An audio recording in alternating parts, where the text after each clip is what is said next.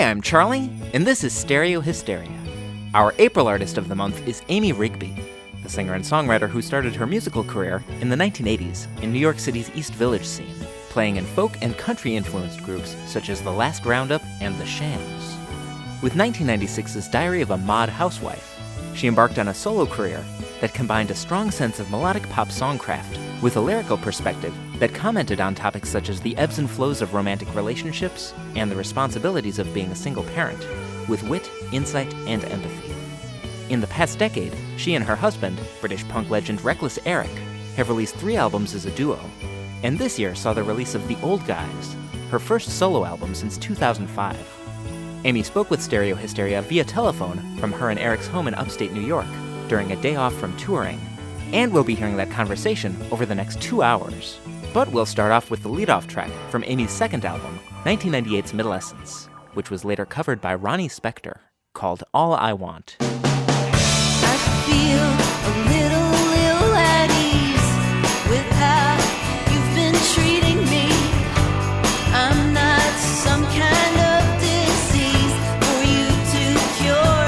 Well, baby, I wake up 7 a.m. and you're gone out the door again. And when you come back, you can't even say one kind word. And I don't want flowers or fancy things. I gave up on a diamond ring. Just want a little pat on the back from you. Not another little subtle attack from you. Just want a little something to show me that you care, whether I live or die. For you to treat me with a little respect. Not like a big pain in the neck. All I want is tell me it's alright. I feel kind of furious, and you're not even curious. You're way too oblivious where I'm concerned. But darling, you turn to me at night like you think everything's alright, and it is, till we turn on the light and real life returns. And I don't want flowers or fancy things.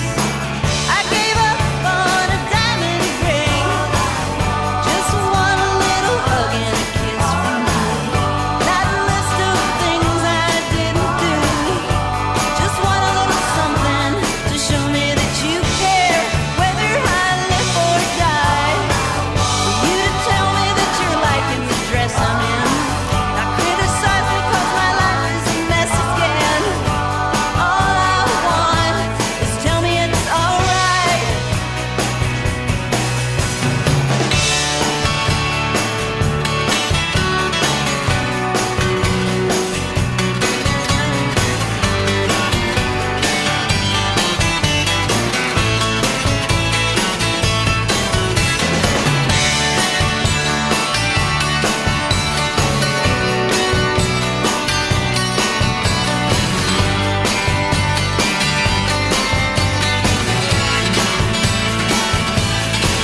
Hey, I don't want flowers or fancy things. I gave up on a diamond ring. Just want a little pat on the back from you. Not another little hop in the sack with you. Just want a little something to show me that you care, whether I live or die. For you to treat me with a little respect. Not like a big pain in the neck. All I want is tell me it's alright. I just want a little hug and a kiss from you. Not a list of things I didn't do. All I want is tell me it's alright. I always start off asking, when you were growing up, if you have any particular musical memories, like a first favorite song or a favorite artist. Well, I can definitely remember hearing Leaving on a Jet Plane by Peter, Paul, and Mary, having a 45 of that, and just playing that over and over and just being really captivated by the song and the harmonies and just the kind of feeling of those people like singing together. And that's definitely one, like an early one. I have many musical memories. I grew up in Pittsburgh, and it was a really good sort of AM radio town. Mm-hmm. And so I remember it was full, like Pittsburgh. I don't know if you've ever been to Pittsburgh. I actually spent last Thanksgiving in Pittsburgh. Oh, you did? Oh, just like family or? Actually, just some friends. Mm-hmm. It's a preposterously steep town. Isn't it crazy? And it has like, if not 1,000 bridges, like it has the most bridges of any city. Yeah. Aside from like Venice or something. Mm-hmm.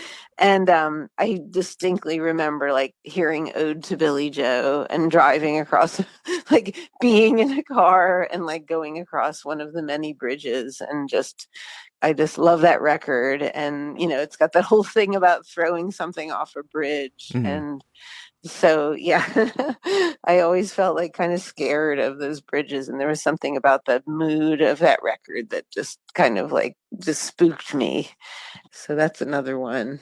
And then, yeah, started going to shows, and like my first big arena show was actually like a babysitting job I had, where the grandmother said, "Here's tickets to go see Sonny and Cher at the Civic Arena, like to take Nice. these two little kids down there." And just, I mean, I loved the Sonny and Cher show on TV, but I would not have like chosen to have that be my first concert experience, but it was kind of nice.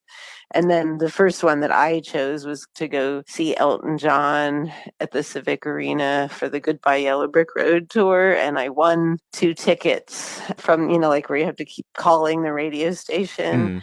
I feel like I can almost like still remember the phone number. I called it so many times. So that was huge for me, that show. Just like, I mean, it was such an epic album. And then just like that he was actually, like when Funeral for a Friend went into Love Lies Bleeding, like that he was actually like there on the stage. That was really exciting. I kind of, like with memory, it's weird. Like you kind of build things up in your mind. And I thought, like, did I kind of imagine all that? Or, that I was like screaming, standing on a chair, like in rainbow striped socks and hot pants. Like, but then I got an email from like my best friend that I grew up with a couple years ago. She sent me an email saying like, "I'm going to see Elton John." And I just remember being at that show with you, and just like, I'd never seen anyone so excited in my life. And I don't know, it was just really sweet, like how she remembered it. And it made me feel like my memory was correct. And that was nice. Because I have this other memory of going to see the Clash at the Palladium, their first New York show. And in my mind, like my brother and I are up in the balcony watching the show from up above. And my brother was like, "No, we were right down on the floor, right in front of Joe Strummer." And I was like, I just don't really remember this. And then there's this photographer, Yvette Roberts, and she was like at every punk show, and she has a website and with all these punk era photos. And I was kind of scrolling through them one day because someone said, "Oh, she has some great pictures of Wreckless Eric in there." And I was looking at those, and then I was like, "Oh, look, it's Joe Strummer on stage at the Palladium. Oh my God, there's my brother, like right in front of him. Oh, there's me. Like I can see my head and my shoulder in this picture." And like, so it was like my brother was right. I had forgotten, that whole thing about like yelling up, Joe, they won't let us up on stage. We're shouting, thinking, I don't know. We thought that's what they did in England, that every show was a stage invasion. And he was just kind of glaring at us. Those are just a few of the many. We'll continue with a song from 2005's Little Fugitive, which reflects Amy's formative years seeing classic punk and new wave bands in New York City, called Dancing with Joey Ramone. He walked into the party looking just like he had in the past. He came up to me and he didn't even have to ask. I tried to say something, he said, "Girl, shut your mouth. You're playing Papa was a Rolling Stone." Last night I was dancing with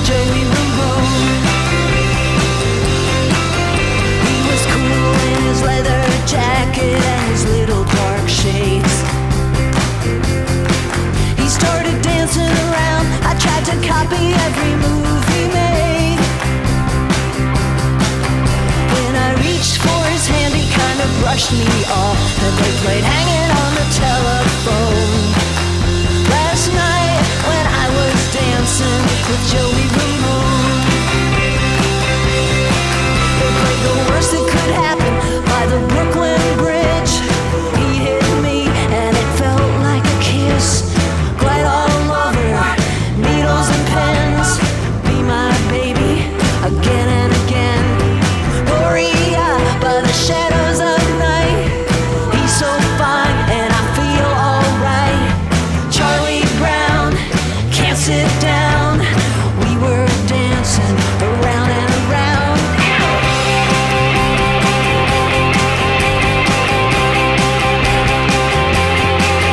Well, I closed my eyes for a minute and then he was gone. The room looked different, but the music kept playing on and on and on and on. When I woke up today, I had a song in my head. I wanna go home. They played it last night when I was dancing with Joey Ramone. Last night I was dancing with Joey Ramone. Last night I was dancing with Joey Ramone. Last night I was dancing with Joey Ramone. 1, 2, 3, 4.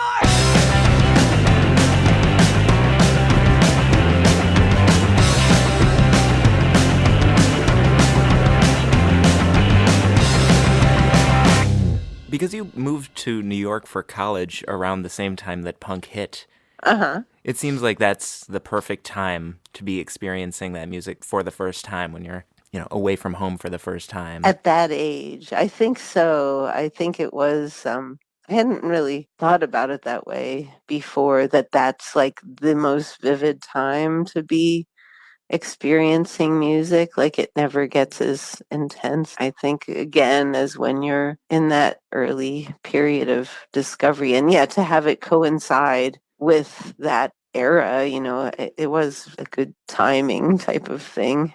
Did you already sort of have the ambition to start making your own music at that time? Or- Yeah, definitely not. I mean, I had taken piano lessons and I loved Elton John and I loved like Burt Bacharach but I didn't like practicing.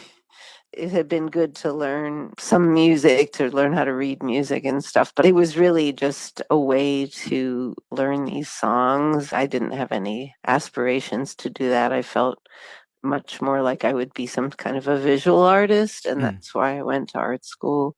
And even like through the punk days, I saw Lydia Lunch just kind of like playing a guitar with a butter knife, like it seemed like, well, anyone could do it type of thing. But I maybe was too shy to feel like I could get up on stage. My brother that I was eventually in last Roundup with, he and I, and the one I went to the Clash show with, because he came and went to Parsons, and he's an artist too. And he and I had a band for a little while in 79, but I was like behind the drums. I was playing the drums and that. And so, yeah, I just like the idea of like standing up on stage in front of people didn't really seem like a possibility to me at the time, which is funny because as years went on, I became much more comfortable just like standing up and saying anything in front of people on stage. It's hard to believe that I was once just like so shy of doing something like that.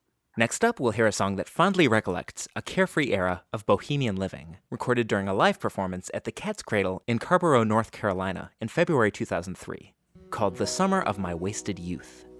But this is a song about the summer of my wasted youth, which lasted about 20 years.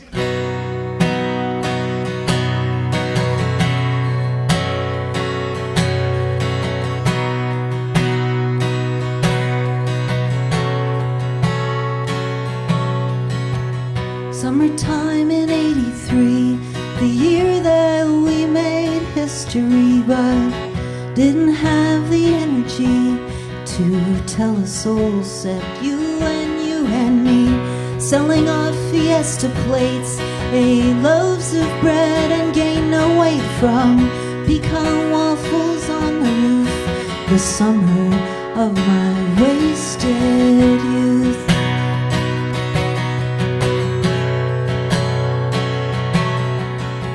Summertime in '83, the last time I took LSD by listening to Patsy Cline and Skeeter Davis really blew my mind.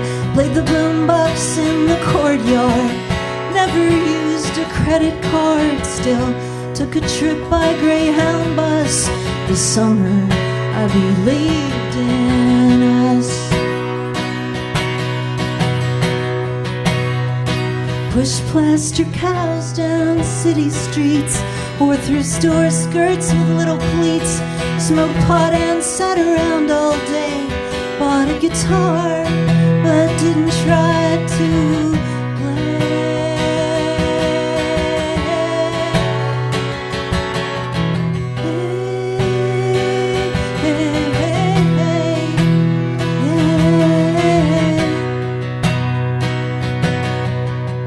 Summertime in '83, I didn't need a job cause unemployment kept me free to study country harmony and find somebody with a car, drink cheap beer in the Polish bar, take photos in the photo booth. The summer of my wasted youth. The summer of my wasted youth.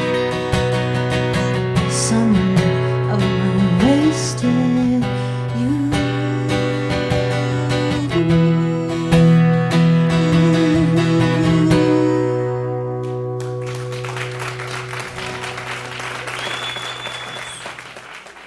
When did the last Roundup first form? We formed in 1983. Actually, 1982, we started getting together in my brother's apartment in the East Village. We were all kind of listening to old country records at the time. Mm-hmm. And there seemed to be a lot of Southerners around. I was sharing an apartment with a guy named Jerry Teal, who was from Alabama, and he had that band called the Honeymoon Killers. Mm. And then through him, met Sue Garner, who was from Atlanta and had a band called Vietnam. And she became part of the original last Roundup. So it really just started as kind of like a spaghetti party that we'd have every week, like cooking chili or spaghetti and kind of, listening to Hank Williams records. And then we were all singing along, and it just, started making it into a band, just almost like a performance art project in a way. I don't know if you've heard of, there was this Club 57, there's the Museum of Modern Art. They've had this show about this place, Club 57, which was kind of like performance art and music, and kind of like the clubhouse for like Keith Haring and Ann Magnuson. And so it was kind of a little bit like a campy version of what we did at this club called Tier 3. We were sort of more like, a lot of them were from the School of Visual Arts, and Tier 3 people were more like from Parsons and NYU. Anyway, there was this whole kind of like downtown thing. Music at that time, people were calling no wave. But there was just like a lot of people like doing shows that were kind of a weird intersection of like comedy and musicals, and it was kind of lighthearted in a way, even though it was like a very dark time in New York City. There was a lot of drugs, there was the whole Mud Club and all that, and so there was this decadence, but there was also, it's hard to imagine, like it kind of brought it back to me seeing this Club 57 show. It was kind of goofy in a way, and so it made it possible to do stuff and not feel this great pressure that it had to be technically proficient or anything, but it was different from the whole no wave kind of statement making it seemed to have some kind of component of entertainment involved. Mm-hmm. So that was like our first shows were in these kind of cabarets and variety shows where you'd get to get up and do a couple songs. And it was an easy kind of audience. It was almost like if you had a good idea and sort of had like an interesting visual to what you were doing, that won you a lot of, you got a good response, you know. So I think it encouraged us to keep going when we really like didn't know how to play, and we were just like pass around one guitar and stuff. It really was like a free a free time in the city. There just really weren't that many professional kind of like situations to, I mean, there was like the whole Bleecker Street thing, and, you know, there were like professional nightclubs and the Peppermint Lounge and stuff, but there were so many like little spaces where you could do stuff that was like outside of that.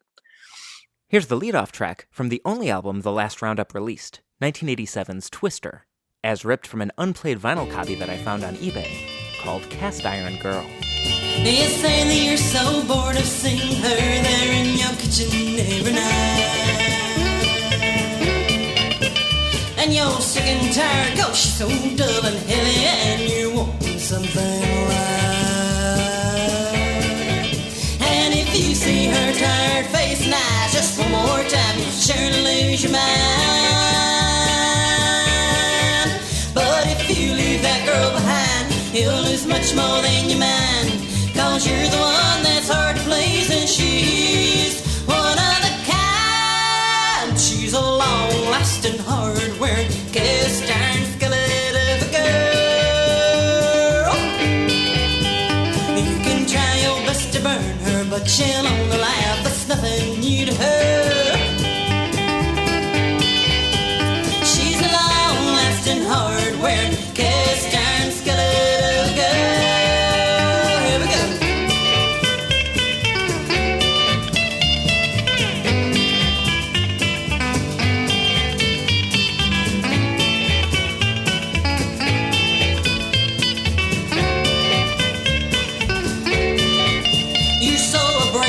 She never scratches and laughs, sometimes makes you lose control. Then you leave her on the shelf too long and wonder why it is she feels so cold. She's got you off the hook so many times, and now you want to hang her up for good. But all those shiny things you know would have rusted long ago in the face of all the scraps and the scrapings that she stood. She's a long-lasting, hard-wearing, cast-iron skillet of a girl. You can try your best to burn her, but she'll only laugh. That's nothing new to her.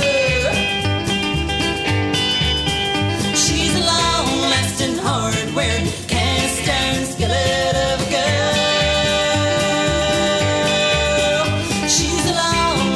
Hard-wearing, cast-iron skillet of a girl. One more time. She's a long-lasting, hard-wearing, cast-iron skillet of a girl.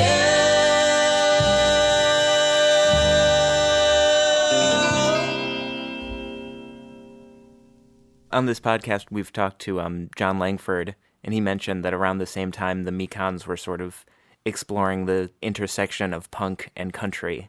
Mm-hmm.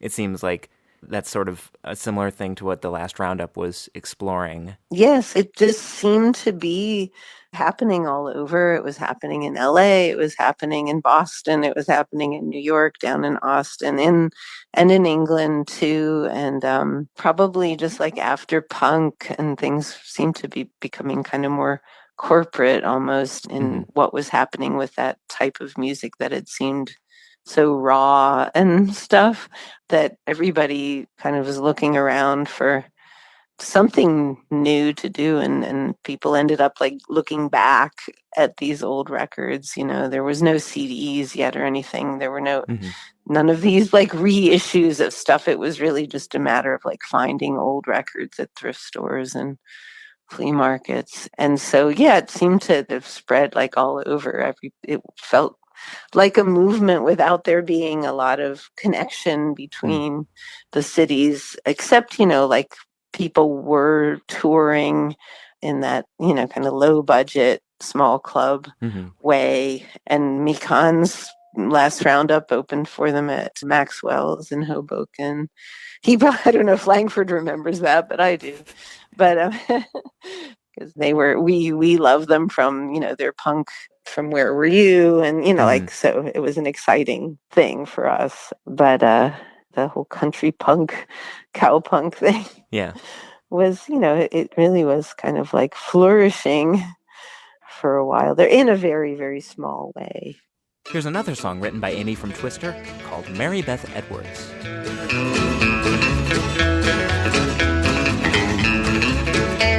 I picked up the telephone dial, a number somewhere in the middle of the United States.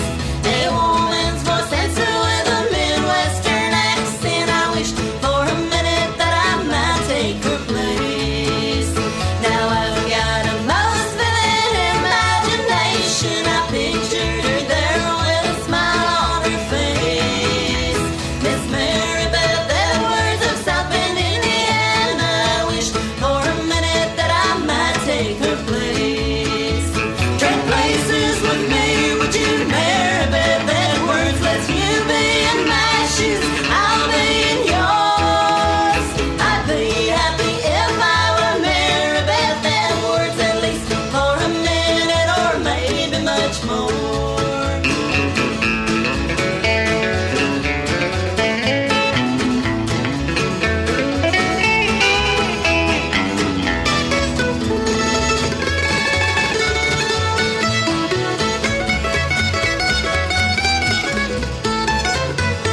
She's there in her office in South Bend, Indiana, with coffee at 10 and a clock on the wall. A car and a long stretch of road to drive home. Oh, when traffic's not bad, it takes no time at all.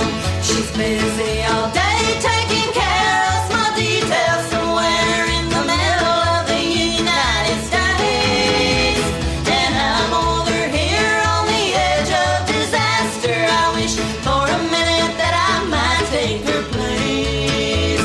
Trade places with me, would you, Mary Beth Edwards? Let you be in my shoes, I'll be in yours. I'd be happy if I were Mary Beth Edwards, at least for a minute or maybe much more.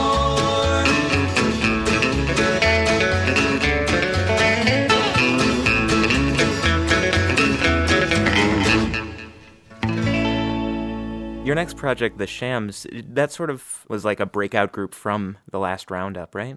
Yeah, we all were originally in the last roundup, and the other two girls were doing their own projects. And as last roundup became kind of more like a serious band in a way, like trying to make a record and tour and stuff like that. And then on the side, Sue and Amanda and I were doing these Christmas carols in the East Village. We would get together and just like work up versions of old songs, kind of little deconstructed versions of familiar Christmas songs, and just like go around and like knock on our friends' apartment doors or ring their buzzers and come up like 5 flights of stairs singing Winter Wonderland till we're like gasping for air. Like and then people would open the doors and we'd come in and sing, and they'd give us some whiskey, and it was just a really fun, not a serious pursuit. But out of that we started doing some more gigs, like the three of us, and with songs that I had written mostly that didn't really seem to fit with the real country aesthetic of last roundup. And that just kind of grew into the Shams, and that was around when I had a baby. And it was just really nice to have, like 2 girlfriends around, to just kind of like help make that easier. Like we would rehearse with my daughter and like a little feed on the table in the middle. And she was kind of portable at that point. And as last roundup as many bands who've spent like a couple years trying to make that first record, like we just kind of disintegrated after we finally achieved that. And, it was good to have the Shams like we were already sort of going at that point. So we just started doing more gigs and then working on more recordings and eventually got Matador to do an album with us. Here's a track from that album, 1991's Quilt, which features guest appearances by such indie luminaries as Lenny Kaye, Robert Quine, and Amy's first husband, Will Rigby of the DBs. Here's a track called Stuck Here on the Ground. I wouldn't lie, I'm not that kind of girl. I wouldn't hurt you for all of the world. I know that I'm not supposed to be feeling anything less than my feet on the ceiling now. But I'm stuck here on the ground. You don't move me anymore. Stuck here on the ground, not the way you did before. It's hard to pretend that you still send me spinning around when I'm stuck here on the ground. I think it's time to take care of myself. Making believe can be bad for your health. I know that I should make some kind of move instead of just waiting for things to improve. But I'm stuck here on the ground. You don't move me anymore. Stuck here on the ground, not the way you did before. It's hard to pretend that you still send me spinning around when I'm stuck here on the spinning around when I'm stuck here on the ground. Yeah, that album has been out of print for a long time, and it's fetching some pretty exorbitant prices on eBay. Are there any plans to reissue it? Yeah, I mean, it's, we've had the rights, but, it being Matador, and they, it was certainly like a super fair deal and everything. Like we've had the rights to put that out ourselves again for ages. So it's funny because I saw Lenny Kaye the other night. He played my New York show, and he produced the Shams album, and he just loves that album so much. He was like the fourth Sham. And he was saying like, you should put it out again. And, and everyone, of course, is always calling for a reunion. And I said, well, 1991 was the year. So the 30th anniversary will be here before we know it, really. It's only 3 years away. It's only 3 years away. It's time to start planning for that reissue and reunion, or, or the reissue could happen before, but the reunion show in 2021 seems like that could be a good timing. I mean, we used to always, I don't know if you remember, I'm not sure how old you are, but I'm 30. Oh, okay. Well, if you look back and see, and I'm sure these women have like faded into oblivion where they probably belonged all along.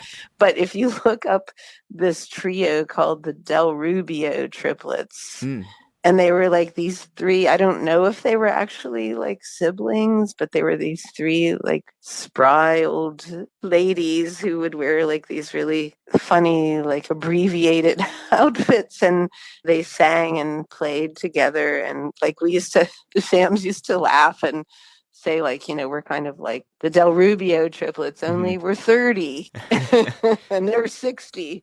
And so it was kind of be perfect if we got back together again when we were like 60. No, I do remember them. They guested on a bunch They of were on TV. Yeah, like Full House and Golden Girls, I remember. Exactly. That's it. I haven't Googled them or like looked at a picture or any footage of them, forever. So I have no idea like what I'm going to see if I look that up. Like maybe they were probably like only 45 or something at the time, but to us they seem like super old. So Here's another song from Quilt, an a cappella number titled File Clerk Blues. Hello, honey, can I call you back? The boss just handed me a stack of papers that he wants filed right away. If you could see this mess I got all over my desk, hair come up to my neck. In DBA's got my degree from right across the street. I thought the world was at my feet. Well, I could use a new pair of shoes. I got the long-term temporary, not even a secretary. Make another copy for me, file clerk blues. They tell me file this, file that, send it out, put it back. I think I'm going out of my head. With every new manila folder, I feel a little older, and it's really making me see red. Well, the typewriter ribbon stuck, it looks like you're all out of luck. I'd love to tap another 100 forms for you and lose the long-term temporary, not even a secretary. Make another copy for me, file clerk blues. I copy mortgages and deeds, warrants, weeds, affidavits, shit, I even do it in my dreams. Last night I had a nightmare, somebody caught me having an affair with the copy machine. I woke up screaming, so what if I'm a nervous wreck? I got a couple Pendaflex and empty Rolodex I will never use. And the long-term temporary, not even a secretary. Make another copy for me, file clerk blues. I got the long-term temporary, not even a secretary. Make another copy for me, file clerk blues. I got the long-term temporary, not a secretary.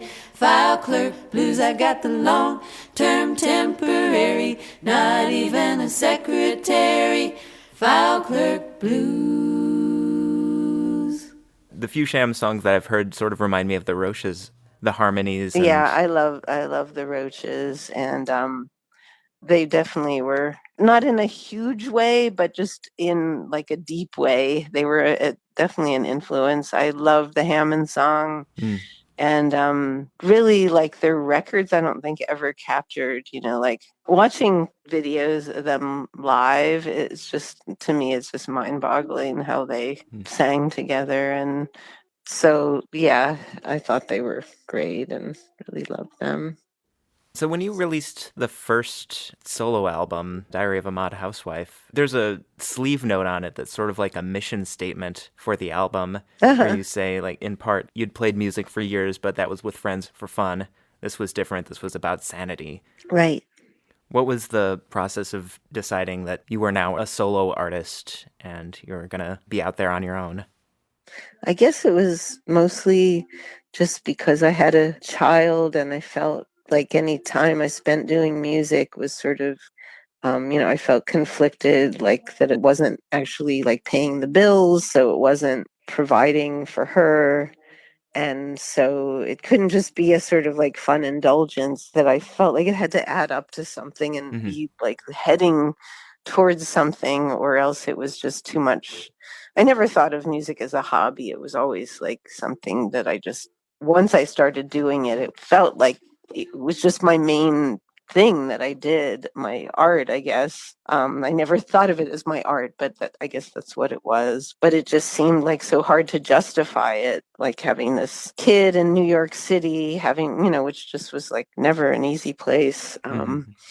So yeah, I think that I felt like it had to mean something and be for something like bigger than just like my own fun or something.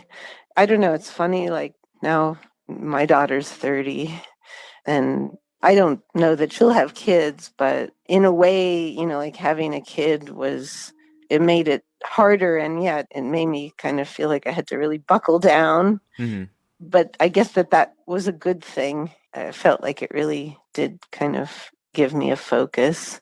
And even though in some ways it felt maybe, especially to her, like it took me away from the parenting stuff that, and it felt kind of selfish. At the same time, I felt like I was doing it for us. I wasn't just doing it for me.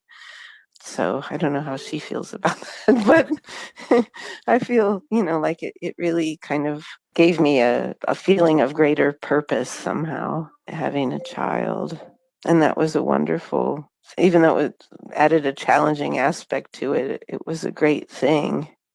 And really just talking to you now, like, because people have been asking me, like, what took you so long to make a new record? Mm-hmm. And there's various things, but it's really kind of just occurring to me, finding that sense of purpose, like after your child grows up and like leaves home, it's huge. It's so hard to make that transition.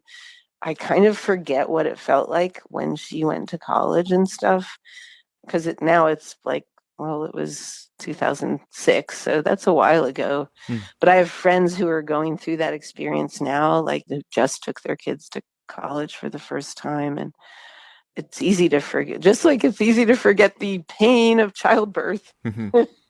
Like you just kind of, oh, I'd love to do that again, like immediately, they say, you just like forget it as soon as you see the baby, you do it all again. But it's kind of with your kid going off on their own life, you kind of forget pretty quickly like how hard that was, and like how you just kind of go like, I don't know who I am anymore without you, Mm-hmm. So I think that is kind of like probably to find that sense of purpose again without that feeling of, like I'm doing it for me and you, me and for our family, Right. kind of thing. That probably did kind of take me a while.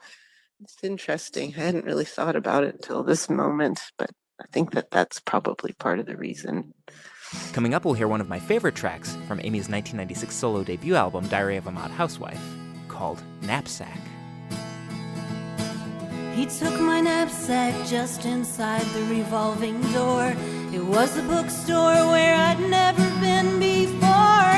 Wasn't looking for anything more than a book, but I looked. Isn't that what eyes are for? Studied biographies, I checked out the magazines. My mind kept leading me back to his face. I'd seen something about him, made me feel 17. Stop.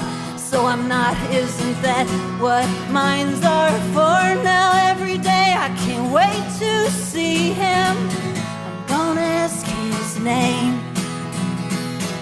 but every day I hand him my bag and everything remains the same. He took my knapsack and his fingers brushed my wrist. Gave me a number, but it wasn't even his. Crossed another novel off of my reading list. Wish to be kissed. Isn't that what lips are for? Thinking about him when I'm on my way to work. All these men in suits, they look too perfect. And I want to tell him I'm not just some soulless jerk. Hey, I got a band, I understand what life is for. And every day I can't wait to see him. Gonna ask his name, but every day I just hand him my bag. Everything remains the same.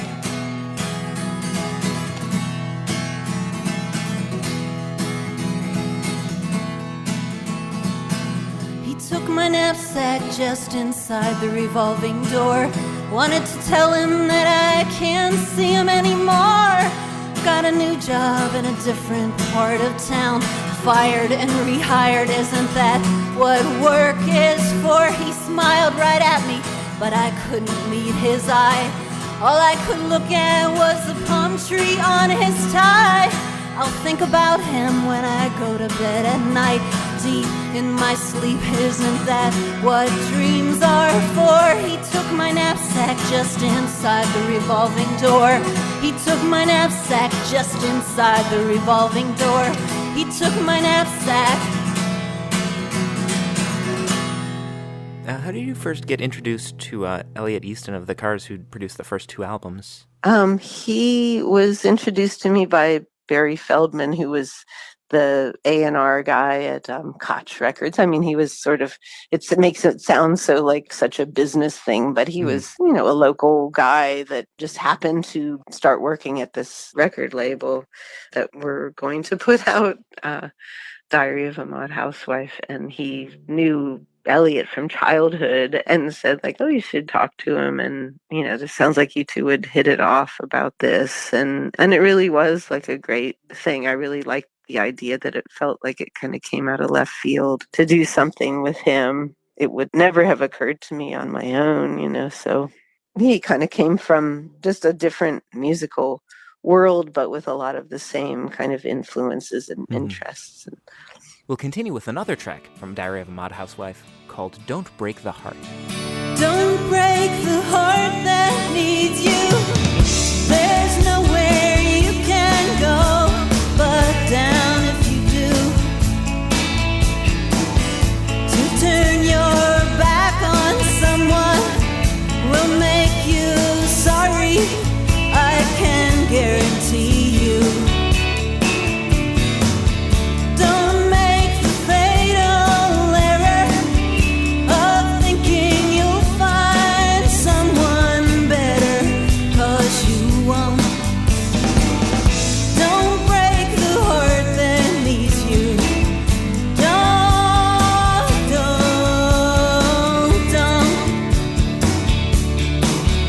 Is history too much for you to handle? A little too much wax burned off the candle. If curiosity has made you restless, don't stray too far or else you may regret it. Don't break the heart that needs you. There's nowhere you can go but down if you do. To turn your back on someone will make you sorry, I can guarantee you. Don't make the fatal error of thinking you'll find someone better, 'cause you won't. Don't break the heart that needs you. Don't.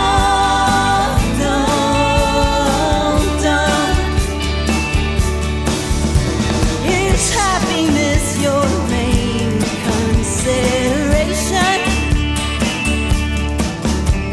You can't escape the pain and obligation. A break is what you want, well, you won't get it. Your love can last, but only if you let it. Don't break the heart that needs you. There's nowhere you can go but down if you do. To turn your back on someone will make you sorry, I can guarantee you. Don't make the fatal error of thinking you'll find someone better, 'cause you won't. Don't break the heart that needs you. Don't break the heart that needs you. Don't break the heart that needs you. Don't.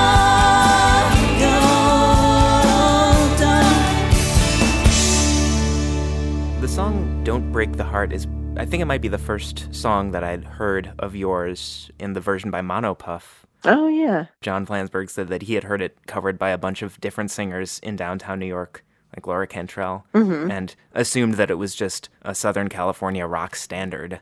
That's nice. It always kind of reminded me of like a Goffin King song. Uh-huh. Where, like, it could be sung by a lot of different people, different genders, in different genres. When you were writing that song, did you have that sense that it had the potential to be covered? I think so. I mean, it definitely came from a really real place, the emotions of it. But I felt, as I was writing it, I felt like this should be on a record from like 1960 something. This kind of feels like one of those records I would have heard on AM radio, but maybe with a twist, Right. I think at the time I definitely aspired to have other people record my songs. It's part of the reason why I moved to Nashville for a while. So I think it was nice, the thing of like Flansburgh recording it and Laura doing it, like gave me kind of like a boost, like, oh yeah, there are songs I've written that people would want to do them. When you're writing, do you think of the song as being in your own voice? Because, I mean, right out of the gate, the first album definitely introduced you as a songwriter with a perspective that was unique. Did you think of the songs as being... For me or for... Yeah. I think, there's this song, All I Want, and then in the end, or eventually Ronnie Spector recorded, but when I was writing it, when the song was like coming to me, I could hear it in her voice. Yeah. And there's this other song on Diary of a Mad Housewife, Just Someone I Had in Mind, and that definitely came to me in Emmylou Harris's voice. So sometimes, I think I would imagine some other voice or character singing the songs. Maybe less so as time has gone on. Maybe after going to Nashville and kind of trying to possibly be the type of songwriter that gets those kind of covers by other artists. It probably, in a way, made me realize like that was something that would happen just kind of by chance and not because I did it by design. And it made me try to zero in more on what was something that I could put in a song that was unique and not worry about like who was going to cover it or, I don't know if my ploy will work, to kind of like not care anymore if someone covered it. I don't know. But it is really a thrill to get to hear Laura Cantrell sing Don't Break the Heart in the Ryman in Nashville was such a great thrill. And to hear Ronnie Spector do her like patented little trill on the end of All I Want, it really, that's like such a great feeling. Or to have Keith Richards riff on your chord sequence. Yeah. It's got to be surreal. Yes, I know. That's really a feeling that I've definitely like longed for as a songwriter, to have it be like, it's out of my hands now, to like have it kind of exist in the world without me having to like be doing like all the heavy lifting of like putting it on a record and going out there and playing it at the same time. Like that's something that I love to do and get a lot of joy from that. So if I'm the only messenger out there for my song, I'm willing to take that job, but it's really nice when somebody else picks up on something. Next up is a track from 2000's The Sugar Tree, Amy's first album recorded after moving to Nashville, called Cynically Yours. You know I love you 100% of the amount I'm capable of loving you. And you know I need you to the fullest extent. It's feasible for me to be needing you. I believe in us as much or maybe more than I've ever believed in anything before. In a world full of doubt, don't know what I'm sure about, but you don't suck, so I'm cynically yours. trust you, but don't take it the wrong way. I'm more gullible than I've ever been. And if they held a contest for the person most likely to fall for your bull, I'd probably win. The thought of us together doesn't fill me with dread. I can picture being with you till one or both of us is dead. At the end of the day, I've got nothing good to say, but you don't suck, so I'm cynically yours.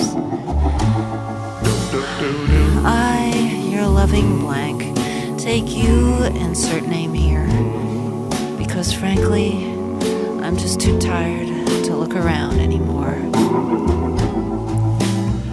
You drive reasonably well, have most of your own teeth, and not much of a prison record, so that's good. Plus you claim to love my ass, and I have a tape to prove it, which makes me think this thing really could work.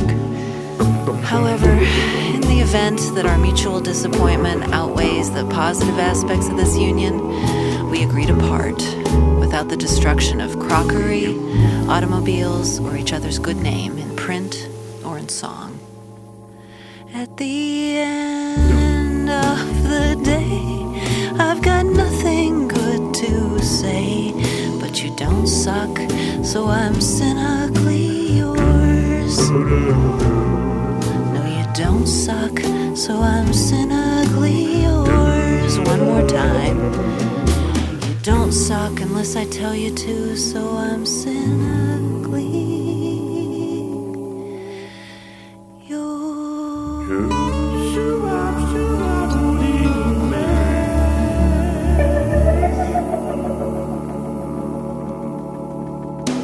I think the first time I heard one of your songs sung by yourself was Cynically Yours. Mm-hmm.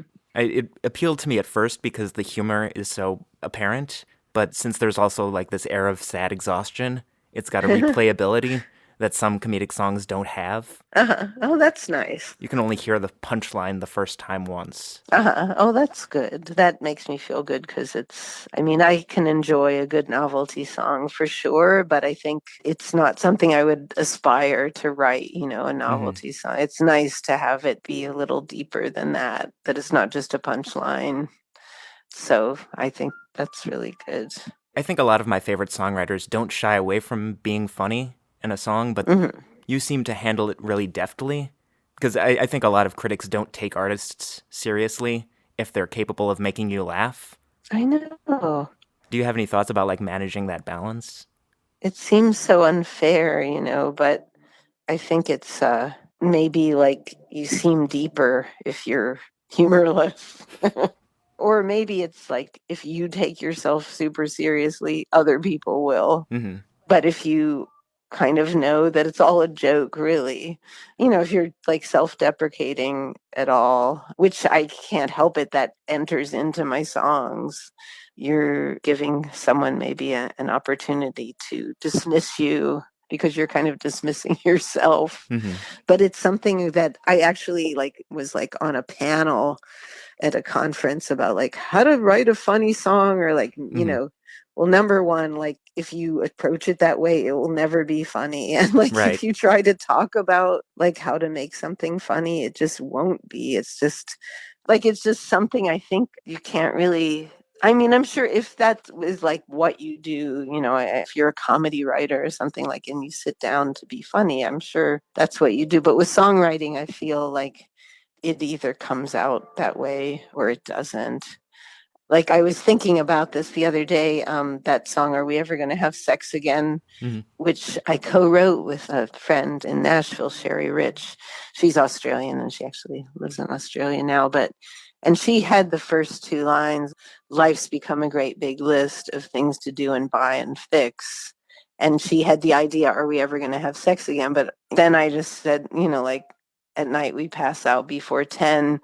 I think the song could have gone in a more sort of mournful way, but I don't know, like I would tend to lighten the mood a little bit on something like that, and to just kind of it's got to be sort of hangdog or something it's got to be like not all the way pathetic, but but with pathos.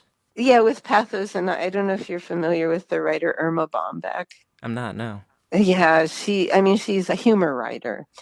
All through the 60s and 70s in like women's magazines, she wrote these columns.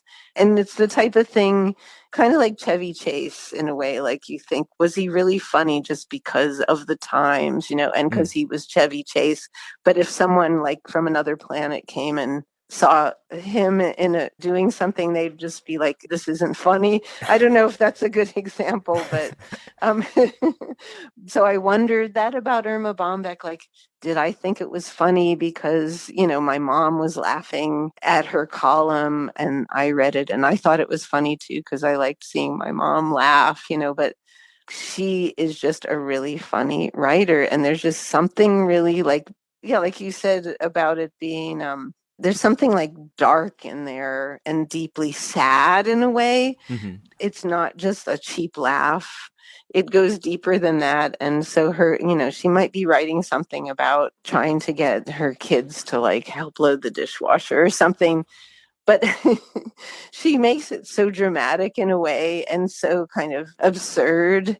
And there's just like this edge of desperation, I guess is the word in there, that you just end up, it's funnier than if it was just kind of like a superficial sort of thing. I'm not selling her very well, but just look up Irma Bombeck. I mean, she really was a genius. But because she was funny, and also because she was like a woman who wrote not about kind of glamorous, sort of decadent things, but about like really mundane, like homey things. I think in some ways she's kind of forgotten or dismissed, but it's really, really funny writing. Definitely one of the great like American humorists. We'll continue with an on-air performance recorded live at WXPN's World Cafe in 2003 of Are We Ever Gonna Have Sex Again? Life's become a great big list of things to do and buy and fix. At night we pass out before 10. Are we ever gonna have sex again? I looked for your id today. Seemed that it had gone away.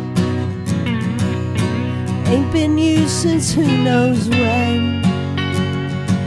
Are we ever gonna have sex again? We used to be triple X-rated. Look at us now, so domesticated. Don't you hate it? What happened to Babe and Stud? Too much KFC and Bud. I'll shout it out into the wind. Are we ever gonna have sex again?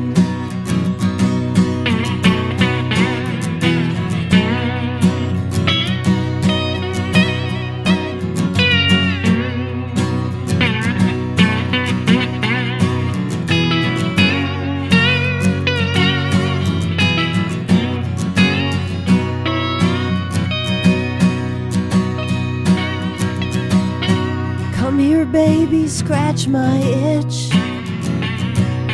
or I'll show you one mean-ass bitch. I'm so tired of acting zen. Are we ever gonna have sex again? Screw making love, it's way too ambitious. Let's get down on the rug after you finish the dishes. Not now, hon, the eggs are frying, but you get extra points for trying. Maybe I can squeeze you in between the PTA and CNN. Are we ever gonna have sex again. Don't make me go to other men. Are we ever gonna have sex again?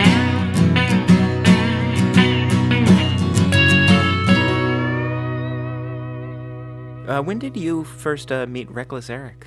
I know the story has been told very well in the Do You Remember That song, but what was the time period? I believe I met him in 2000. I was over in England playing some shows, and I was playing in this town called Hull in the north of England, where I'd been before, and the promoter had heard me play Whole Wide World, just playing solo, and he said, "Oh, Wreckless Eric is going to be in town, and I will have him come and DJ for your show." And so I met him then and got him to come up and play Whole Wide World with me. And then it turned out that this like little room above a pub in Hull was actually the first place he had ever played the song. He had lived in Hull. He'd gone to art school there. So I thought he was from, the south of England. So I didn't know he had this Hull connection. We kind of just kept in touch a little bit. Like eventually I heard from Ira from Yola Tango was saying, I know you kind of know Wreckless Eric. Like, do you know how to get in touch with him? Because he never responds to his emails. And because he was trying to get him to come and do one of their Hanukkah shows. And that was the year the Shams were actually doing a reunion for one of the Hanukkah shows in 2005. So that was when I reconnected with him. He came and we kind of connected there for a minute, but I had a relationship and he did. And then we didn't see each other for a little while after that. And I was on tour in England again, and he was on tour opening for The Damned. And The Damned happened to be playing in Glasgow the night that I was playing Glasgow. So he finished his opening set and came running over to see my show. And really kind of after that, we just have been together ever since. From the third Wreckless Eric and Amy Rigby album, 2012's A Working Museum, this is Do You Remember That? It was a cold December night. I was sorting out my life. You were headed for a mess, but you didn't know it yet. As I pushed in through the crowd, you were turning your amp up loud. Then our eyes met. Do you remember that? Then 11 months go past. I'm stuck in Cleveland pumping gas. When you called me on the phone, said you were back to living on your own. I celebrated in my head, laughing at everything you said. Then the battery went flat. Do you remember that? Do you remember Glasgow and that pub we went to? Everyone said that I should stay away from you, but I didn't listen. You took me out for steak and we heard B.B. Arnold. You drove your car the wrong way down a one-way street. Then we were kissing. Okay, I made that last part up. It wasn't till we next met up. You had me over for some tea, and we played guitar, sang me and Bobby McGee, danced to Crazy Elephant, wondering where the bad times went. You changed my life in seconds flat. Do you remember that?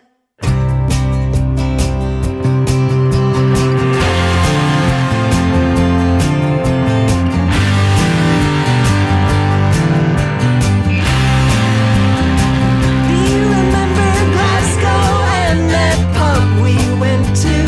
Everyone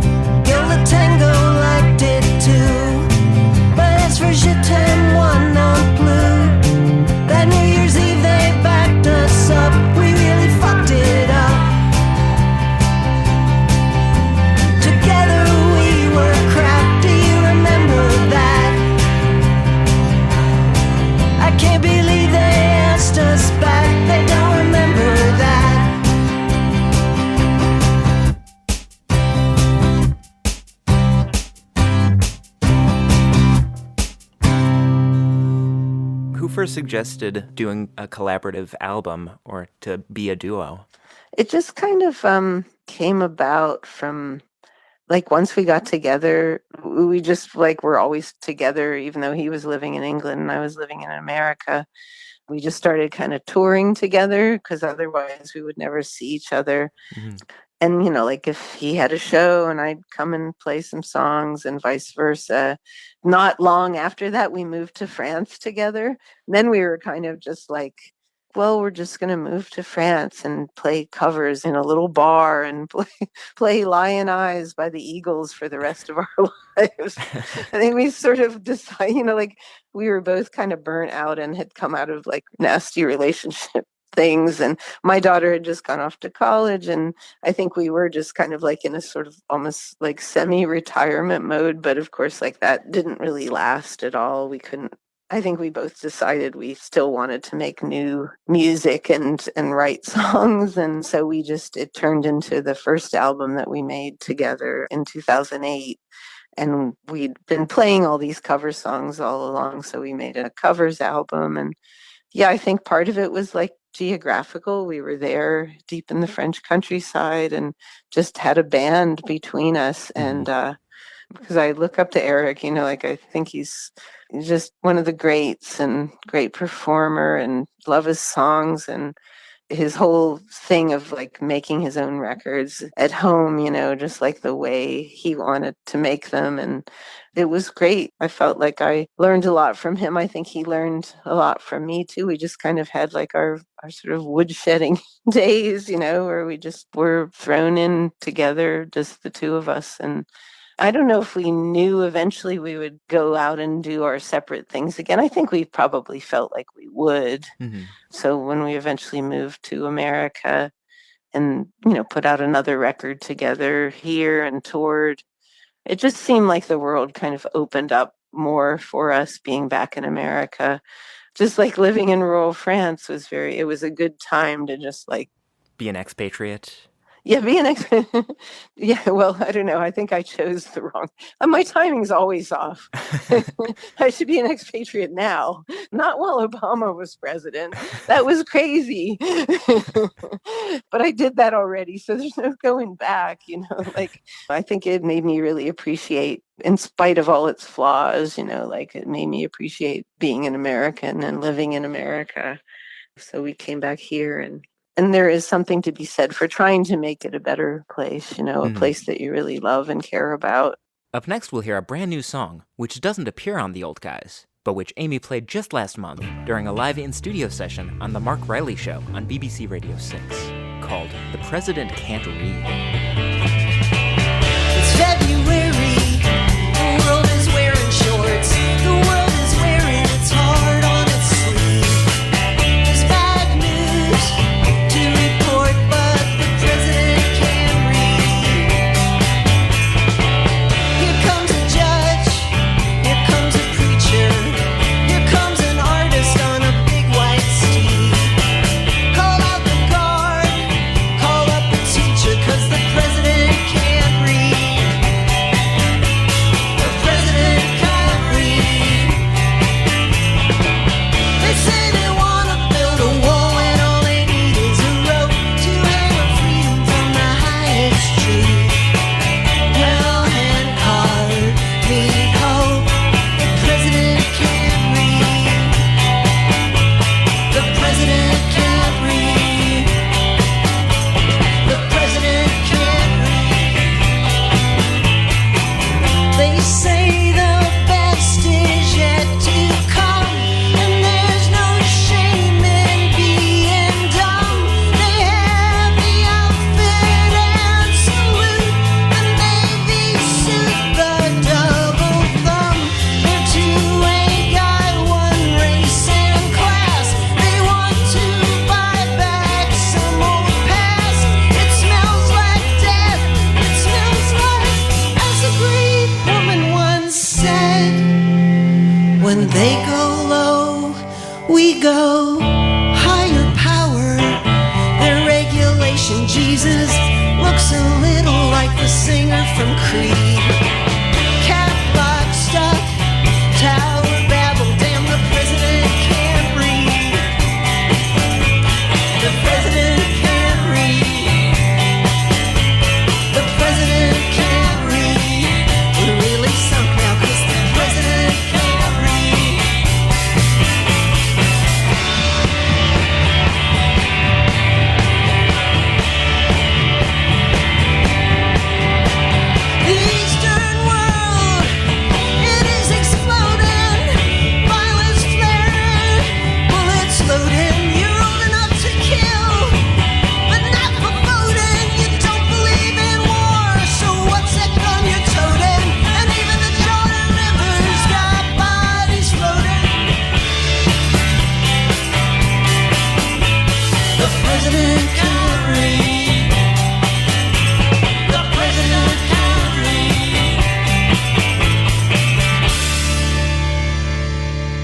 find that your geographical locations sort of have an effect on your songwriting, on what you write about?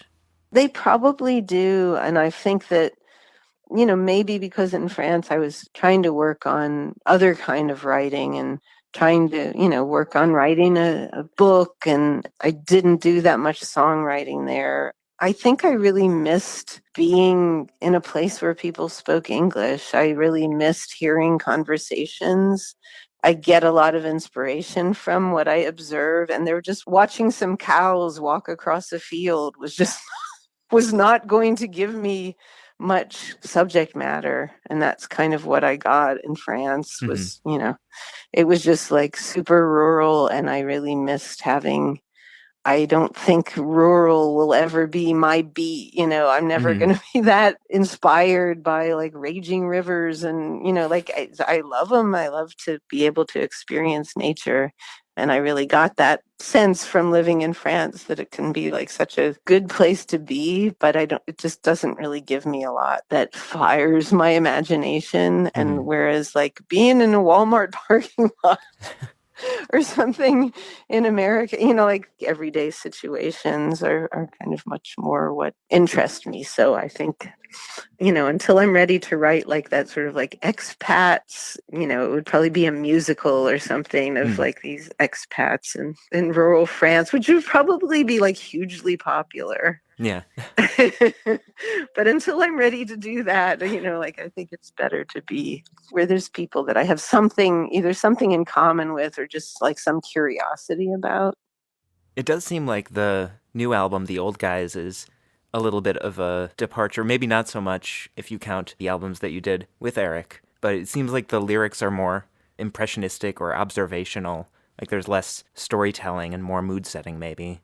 Yeah, that seems interesting. I think that's good. Maybe that was something that came out of living in France, playing for audiences, some that didn't speak English. And something I enjoyed was being able to express myself without having to rely so heavily on the lyrics, even to just be able to play something on the guitar and let that say something. I like learning that. And also maybe as I was working on other kind of writing, putting that kind of telling stories on paper or, on the screen rather than in songs, it kind of felt more like another outlet for that. And so songwriting could kind of go a little bit in a different direction. And I like that. It kind of maybe gave me a feeling I could keep writing songs and I don't have to keep like retreading the same ground and doing what I do, like what I do doesn't have to be like the same thing now as it was 10 years ago or 20 years ago. And that made it seem more possible, I think. It seems like the sound of the album as well is maybe a little more garagey and rough and ready than your previous albums. Is that mostly Eric's production at work? Did you have a conscious idea to do something a little bit more raw? I think it just kind of came about naturally. I don't feel like any kind of, like the 90s are long over, the 2000s are over. Like it was just like any sort of aspirations I may have had to just like, this is going to be on the radio or something. I don't know. It's just like all of that feels like so long ago, and really just kind of like making some kind of sound that just feels like it expresses what the emotion behind it is. That feels like the most compelling thing for making a record. Maybe like just the template for me before was kind of just trying to make records that sounded like records that could be a hit or could be popular or something. I don't know. I guess I've probably moved further and further away from that to just doing like what it feels like to play, not on some grand stage, but like in a little corner of a club and just kind of making a noise there and just kind of accepting that that can be like a really great feeling. Like, I guess that's in there. Like maybe the scale that I see things on is like smaller, but feels like more immediate or something, or more raw, more up close. Sort of homemade. Yeah. Here's one of my favorite tracks from The Old Guys, a song called One Off. never be another you. There'll never be another you. One off. There'll never be another you. There'll never be another you. One off. And when we all get together, we can laugh about the things you said. You made this cruel world better, made me wish that you could be my dad. The way you talked, how it sounded, it was deep, it was nothing at all. When you called, you called, you called, you called, you called, you called. There'll never be another you. There'll never be another you. One off. There'll never be another you. There'll never be another you. One off. And when I look at your picture, I can feel like I felt back then. If you said that it mattered, well it did, yeah, I remember when. The day we met, you were over, you had lived, you were halfway through. And you knew, you knew, you knew, you knew, you knew, you knew.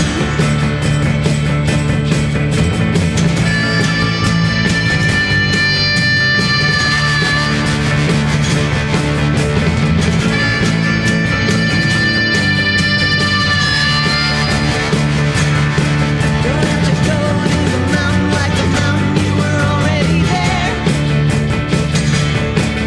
And you cared, you cared, you cared, you cared, you cared, you cared.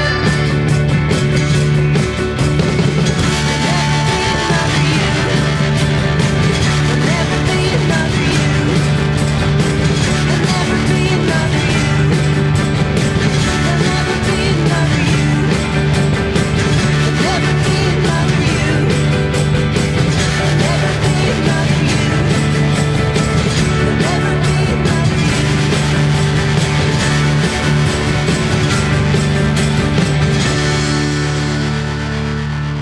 The name of the new album is The Old Guys, and old guys are kind of a theme throughout. Like, there's a lot of references to these like venerated artists who have spent a lifetime honing their craft. Like there's philiproth and Bob Dylan and Robert Altman and Andy Warhol, all these, eccentric white dudes. I guess as a artist who's always spoken from a female perspective, what do you make of like how much of this pantheon of 20th century art is dominated by white males? I guess that I've been affected by that. They have affected me. So I can't, they're not the only thing that I've taken in and that's had an influence on me, but they have been big in my life. A lot of the artists that I've gotten inspired by have been male, have been white. I guess it just seemed to lean in that direction in this one. Maybe I'd lost some friends that happened to be male mentors or, musical people I'd worked with that, had a positive influence on my life. So I think, I still am a woman and still speak from a woman's perspective, so I think it's okay to say that there's been some good guys. I really enjoyed the blog entry that you wrote when Tom Petty passed away last year. Oh, thanks. Where you sort of took exception to a quote about there being no girls in the Heartbreakers, and then sort of saying that all of the female characters in his songs are very strong and independent. Oh, thanks. It's interesting because, that's what I like about writing. And it's always been this way for writing songs with me, too. Like when I set out to write something, I don't really know where it's going to end up, So I really just started with that quote from the documentary that it really struck me about him saying there are no girls. And then just like in writing it and with the emotion that I was feeling, like about him being gone and just thinking about his songs, like it was kind of, it like dawned on me. It wasn't something like that I planned, but it just came out like, oh my gosh, it was good because it like felt like it redeemed like my big beef with him from that movie. Yeah, that it just kind of, not to paint him as a saint or anything, but it just like helped me kind of put my finger on something that was there all along, but maybe I hadn't really even thought, and how I could get behind him, so easily, was like feeling like and even after like reading the biography about him, The Warren Zanes book. yeah, just feeling through it all like that he respected women. From 2010's two-way family favorites, here's Wreckless Eric and Amy's take on Tom Petty's Walls. Some days are diamonds, some days are rocks, some doors are open, some roads are blocked, some downs are golden, them fade away. If I never do nothing, I'll get you back someday, 'cause you got a heart so big it could crush this town, and I can't hold out forever, even walls fall down. All around your island there's a barricade, keeps out the danger, holds in the pain. Sometimes you're happy, sometimes you cry, Sometimes you cry. half of me is ocean, half of you is sky, but you got a heart so big it could crush this town, and I can't hold out forever, even walls fall down.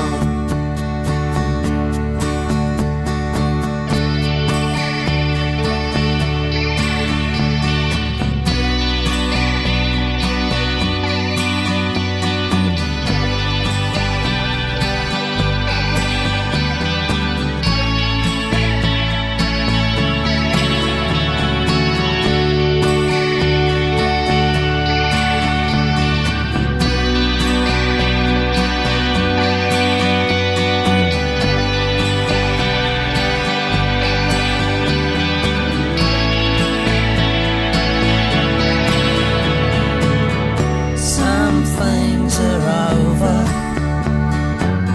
some things go on.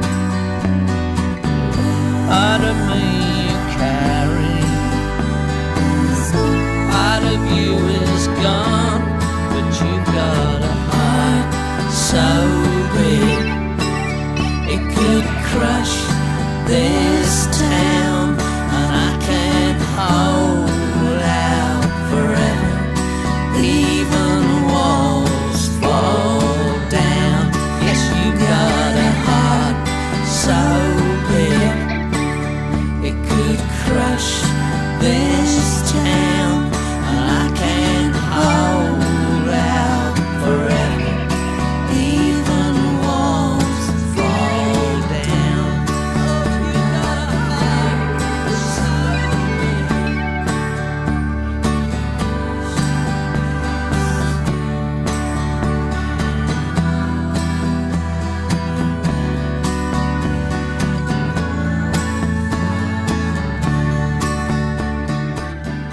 Your blog, which I should say listeners can find at diaryofamyrigby.wordpress.com. I really like it. It's got a similar mixture of humor and pathos as a lot of your songs do. Oh, thanks. I was really delighted to read that you've been working on a book. Is there anything that you can reveal about that book? Well, it's a memoir. I wrote a pretty long draft a couple years ago, and then got involved with an agent, and then like trying to get a publisher. And in the end, I'm really just planning to put that out myself. it's the next thing I'm going to do. It's the next thing I want to finish and put out. And hopefully, by my 60th birthday, which is like now, this feels like it's only a few months away, but is actually in 2019.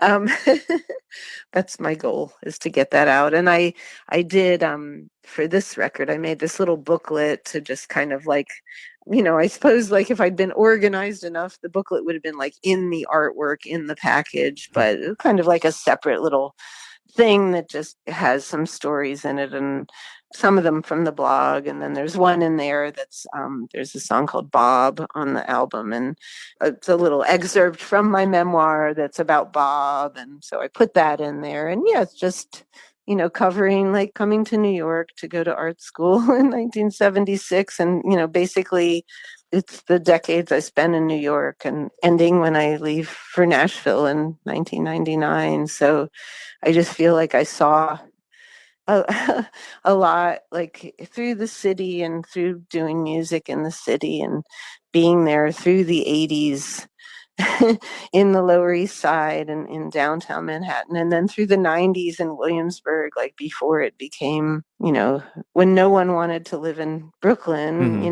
unless you had to or were born there or something.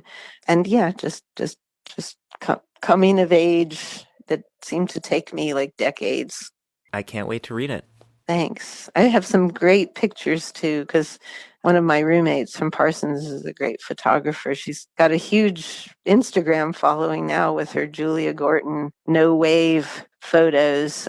She was always taking pictures of Lydia Lunch and James Chan, all the musicians in the late 70s and the no wave scene. And she was always taking my picture too, because I just happened to always be around and wearing some thrift shop outfit. And so I just keep finding more and more pictures that she took. And it's really fun to see these little time capsules.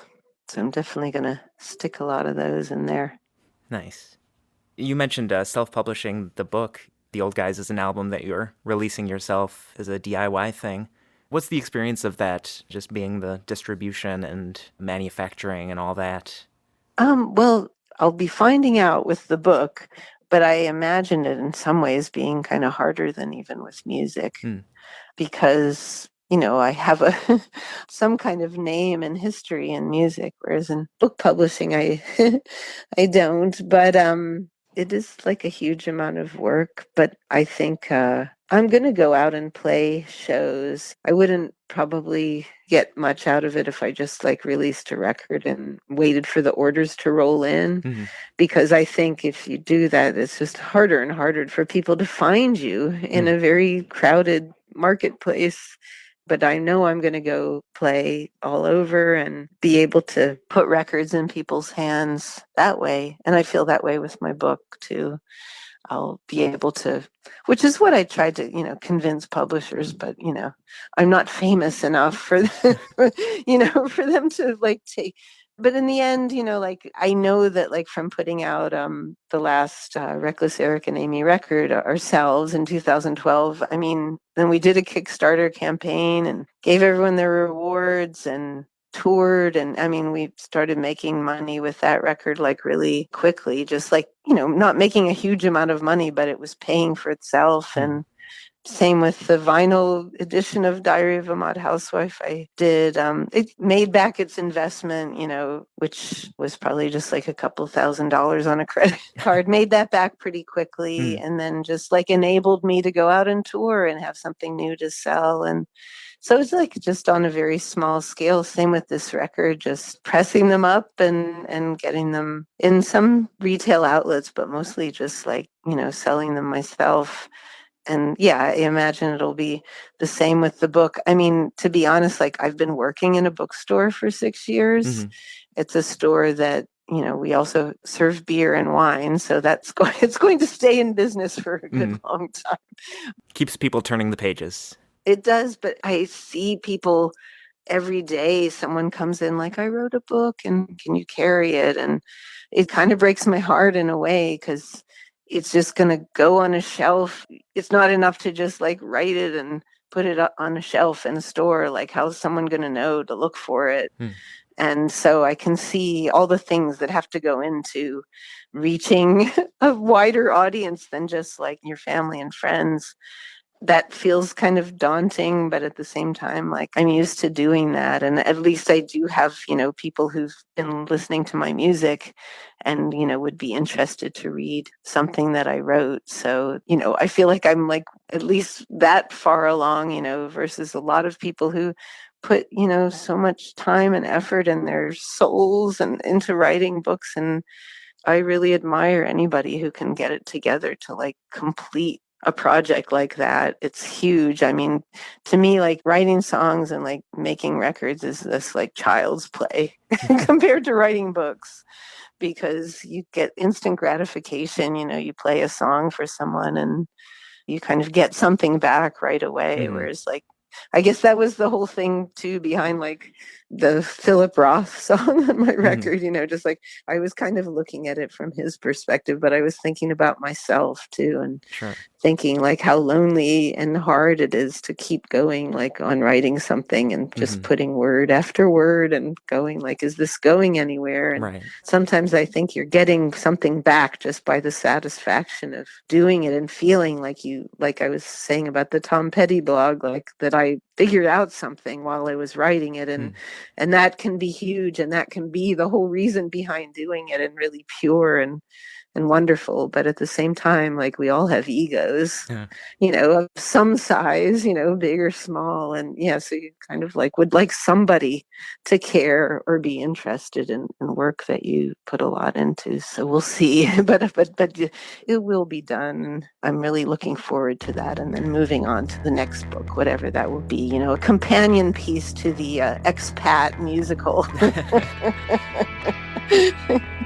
Here's the lead-off track from The Old Guys, an imagined correspondence from a bemused author to an unlikely Nobel Prize recipient, called From philiproth@gmail to rzimmerman@aol.com.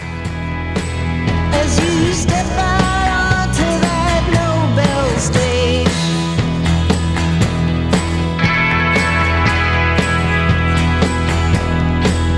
spare thought for the man who labors on the page.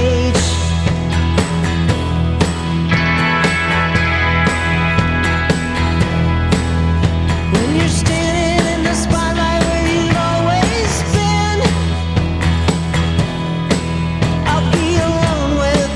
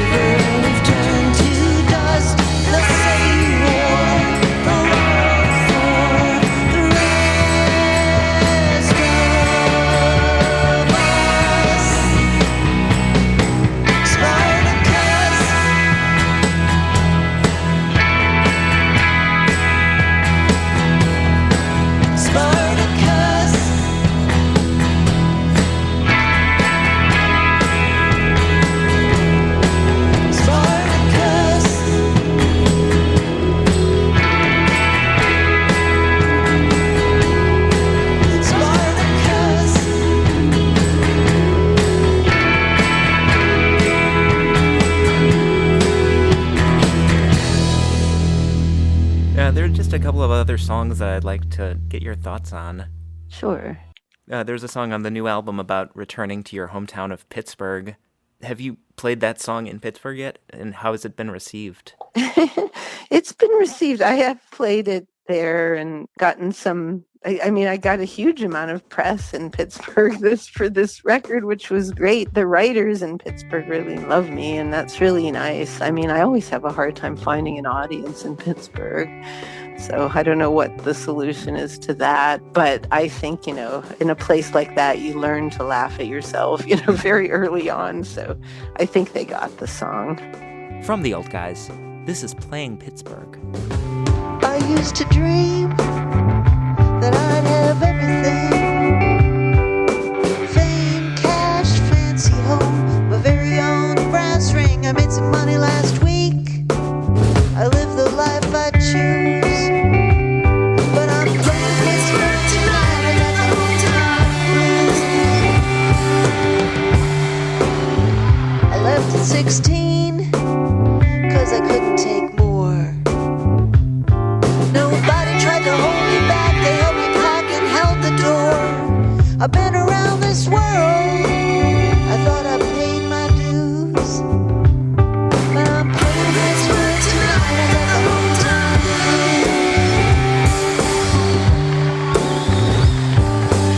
Andy Warhol's dead in the ground.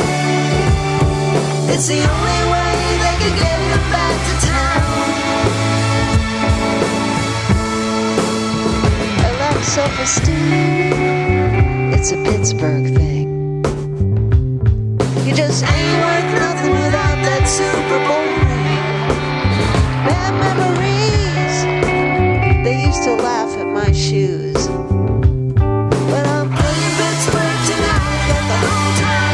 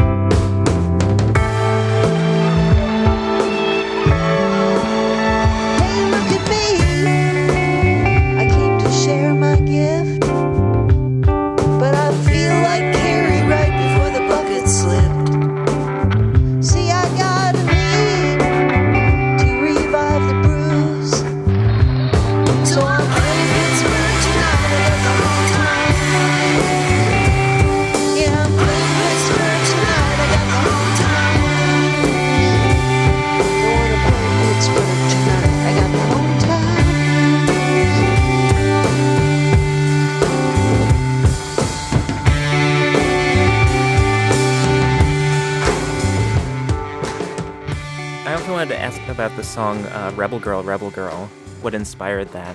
That was, and this kind of reminds me, when you were asking me about like the old white guys, and I felt like I had with Rebel Girl, to me, that was like two really powerful women and influences for me who died within a few days of each other. And it was Hazel Dickens, the bluegrass singer, and Polly Styrene from X-Ray Specs, and that was back in, I think it was in 2011. And Hazel Dickens was in her 80s when she died and had done a lot, but she was still going, really. And I just loved her singing and loved how she wrote songs about, she didn't write about lost love and romance. She wrote about like real hard lives of people. She grew up in West Virginia and coal mining country, and then I'd gotten to meet her in the late 80s when Last Roundup was making our album for Rounder. She was on Rounder,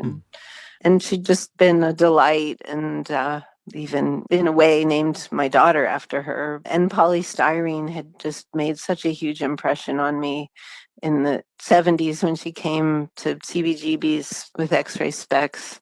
I loved their album, Germ-Free Adolescence, and her lyrics, and her being up on stage at CBGB's she had braces and just wore these really creative outfits that were just, wacky, and carried like a little lunchbox and now these things seem so normal, like to carry like a little metal cartoon lunchbox as a purse. But at the time, it just was like a revelation. And the biggest thing for me, aside from her performing, was just like that she smiled. And it was just really in the kind of dark and gloom of CBGBs and all this intensity and people kind of glowering and looking really tough, and just that, oh, it's okay to be yourself, it's okay even here, like it's okay to be like pleased to be here and to be happy about what you're doing. And that was like so huge to me. Like you didn't have to be like so cool that you couldn't like crack a smile. And she died in her 50s. And so that just really made me feel sad and wanted to exalt them somehow, and that was what that song came out of. Another happy, sad song. I guess so, yeah. Yeah, it has that like uplifting feeling about it, but and just that feeling like that you don't want your heroes to be forgotten or heroines to be forgotten, and you don't want to be forgotten. From 2012's A Working Museum, this is Rebel Girl, Rebel Girl. When the news came down, I was outside walking around. Take my ear away from the ground for just 1 minute, then everything changes. Oh, they said you were gone. It won't do any good to protest, but there's a heavy feeling in my chest. So I'll say this to the rose bush and the hydrangeas. Rebel girl,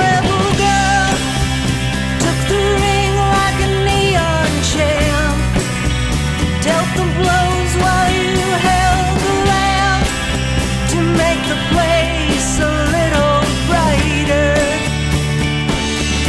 Rebel girl, off the ropes and you hit the mat, but you could go the one better than that. A lover and a fighter. Oh, I wish I knew all the things that were in your head when you said what I wish I'd said in a voice so tragic and tender.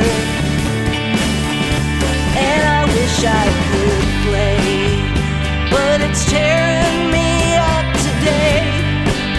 The nagging question that won't go away, what they mean when they say could have been a contender. Rebel girl, came on strong like a hurricane, on top like a weather vane.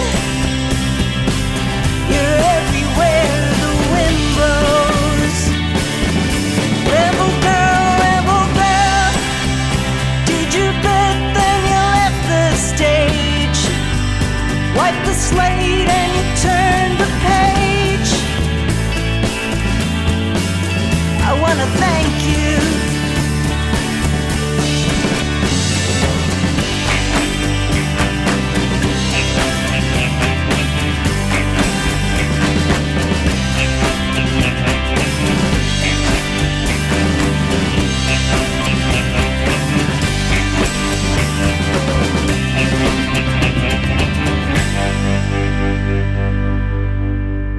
And just one more song that I wanted to ask about. I don't really have an angle. It's just a song that I really like, Magicians. Uh-huh. Do you recall writing that song? I do, and it's one song on the demo version, which is on 18 again, which is just like a really simple acoustic version. I don't know if you've ever heard that, but I like that version. That it's like one of the few tracks on the Sugar Tree that I wished it didn't have all the production on it. I liked it super simple. And it was fun to try, and I enjoyed like doing all that and putting it all together. but the demo version just felt more like what the song felt like to me writing it should be, just kind of stark. And it was just kind of what it said, just wanting more from a person than they were going to give, but making I guess that's being a magician, making something out of nothing. Or something out of not much, turning it into magic. I'll tell you something about that song that has always like really stuck with me. The first time I ever played it in public was at the Bluebird in Nashville, which, people probably know from like the TV show Nashville, where songwriters sit in a circle and share songs. And it really is a great classic place. And I love playing there because it's a unique experience. But I was doing in the round there, and Bob Newworth was one of the people. And like anybody who's seen Don't Look Back, with Bob Dylan in England in the 60s, and Bob Newworth is there. He was Dylan's buddy, and just being like super scathing. And I mean, he was probably a beatnik that, taught Bob Dylan like how to be Bob Dylan in some ways. And, but he's a super, I had only just met him, and he's actually like a super sweet guy. And I really like his music. He's made some really good, like kind of folk and even like a kind of Cuban influenced record, but that all came later. But, he was there at that in the round, and I played that song, and he said, if ever you're in a situation, just play that song and they'll know that you know what you're doing. That song will just like stand on its own, just playing like that. And that made such a big impression on me. It was like that a song super stripped down, like if it felt true, that was currency. That you could take anywhere with you. Right. And I remember him saying like, and I think he was probably about 60 when this happened, which was, I don't know, 15 years ago or so. No, it must have been more like 20 now, but gosh, I got to look it up and see how. He couldn't have been that, or maybe he was in his mid-50s. He's probably like 75 now. And he was like, just bring your guitar, go to Europe, and, just like play a bunch of shows, like just on your own. And like, you can always do that. You can always just, because at the time I was just like trying to put bands together and trying to be like in the professional music business. Right. And that was like really like powerful to me, that he was like, you can just be a troubadour. You are a troubadour. And that's all you need is your guitar and your songs, and you can just like go anywhere and do that. And that's always stayed with me as just like as an option. But, got to keep like going to the gym and stuff like that to be able to like keep climbing on and off trains with like guitars and suitcases full of records and stuff. It's like you got to stay in shape to do that.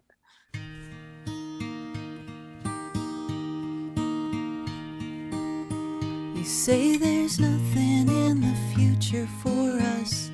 This lust is just a passing thing. You tell me late at night while lying in bed that we're not really happening. You tell me this is nothing real, that we can touch but we can't feel. Let's leave reality out of this, shall we? No need to mention it, it's always here. Give the cold hard facts back to the mathematicians. We're magicians. We make reality disappear.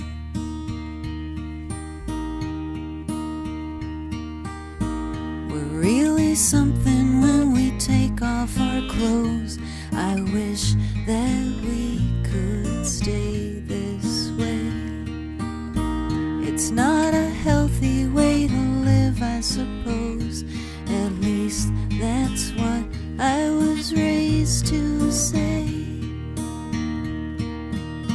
You tell me life is so unfair, but I can hear that anywhere.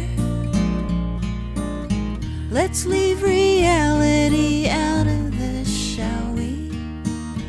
No need to mention it, it's always here.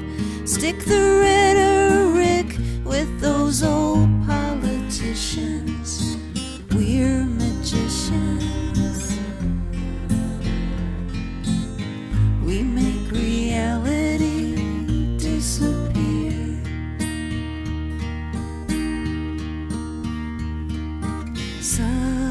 Suspend belief, it's a must too. My fantasy, I don't trust you, but I won't hold it against you as long as you hold me against you.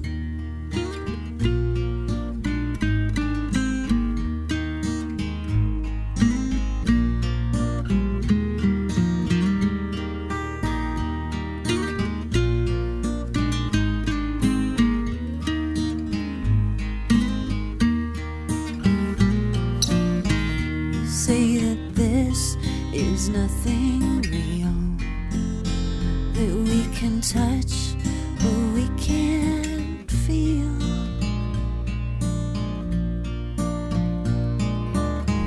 Let's leave reality out of this, shall we? No need to mention it, it's always here. Give the cold hard facts back to the mathematicians. We're magicians. We make reality disappear. Stick the rhetoric with those slick politicians. We're magicians. We make reality disappear.